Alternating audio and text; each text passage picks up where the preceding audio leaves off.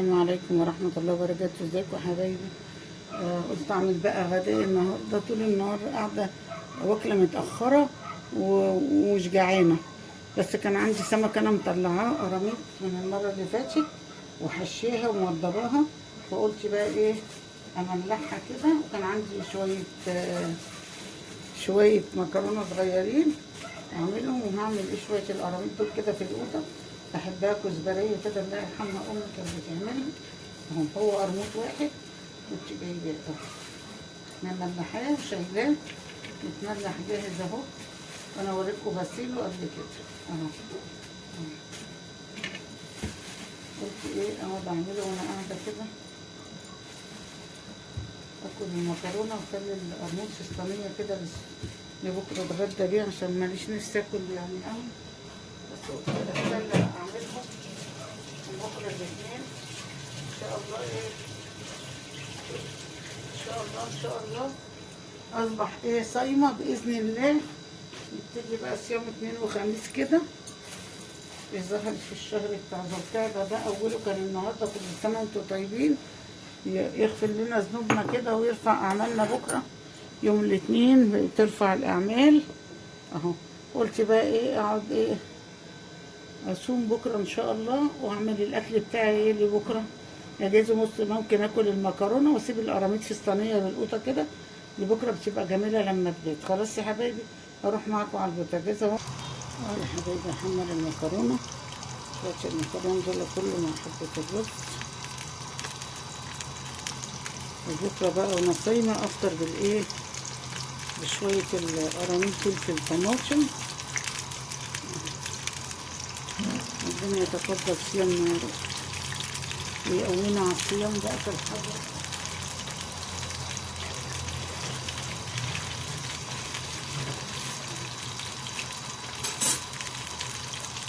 اول ما احمر الرز اهو،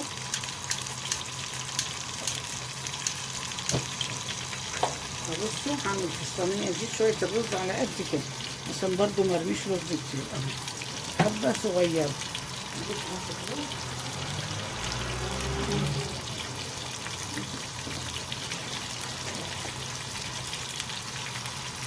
اهو يا حبايبي، قليت شويه المكرونه وعملت شويه سلطه القرموط اهو زي ما انتم شايفين، وعملت شويه رز على قد ما اطيع عليها. وهعمل بقى ايه الكزبريه بتاعتي. قطعت بصل كده شريان، ضربت القوطه في الخلاط عليها الثوم وعليها الفلفل وكل حاجه هتتحط، بس وعليها الملح وعليها الفلفل. ولما تستوي القوطه اروح حاطه معاها القراميط اهو. يا حبايبي حطيت على الكزبريه بقى شويه كزبره اهو من البصله، ياخدوا تحميره كده، عشان كده سموها ايه كزبريه.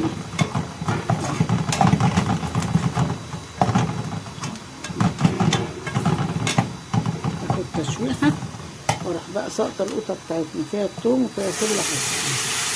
ازودها بس شويه ميه اهو يا حبايبي. حطيت القوطه اهو، اسيبها بقى تتسبك واروح حاطه ده واروح واكلها اهو. بصوا وادي الرز ده غدايا عشيه. خلاص يا حبايبي اهو.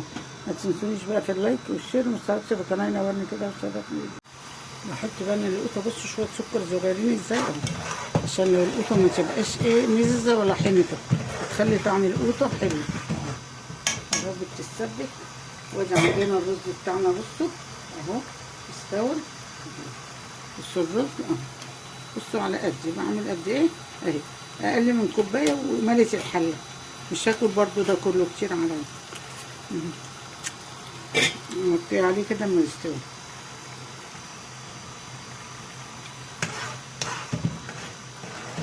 حطي بقى القراميط تاخد ايه غلوه كده معاها.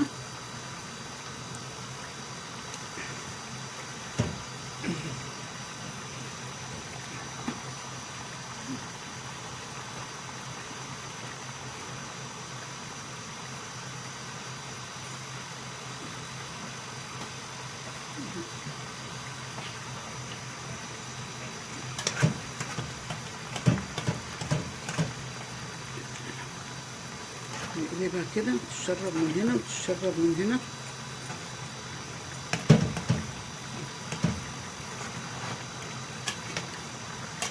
طعمها زي العسل. اكلت حته من المتحمره جميله. تاخد غلوتين، نحط قرنين الفلفل دول بقى بيطعموها الشطشطه كده ويبقى طعمها حلو. اخلص بقى واغرف يا حبايبي. غدايا اهو، قراميط، شويه مكرونه، معلقتين رز، شويه سلطه اهو. نص رغيف لو كلته اهو زي ما انتم شايفين. ايه رايكم؟ اتفضلوا معايا، حاجه بسيطه كده اهو. لسه الساعه 10:30 وما فيش نفسي والله للاكل، بس قلت بقى اعمل الاكل عشان اكل، عشان اخد علاج السكر اهو. كل سنه وانتم طيبين يا حبايبي. بكره صيام 2 ذو القعده. ربنا يكمله علينا على خير يا رب، وينولنا كده باذن الله ذو الحجه على خير يا رب. كل سنه وانتم طيبين.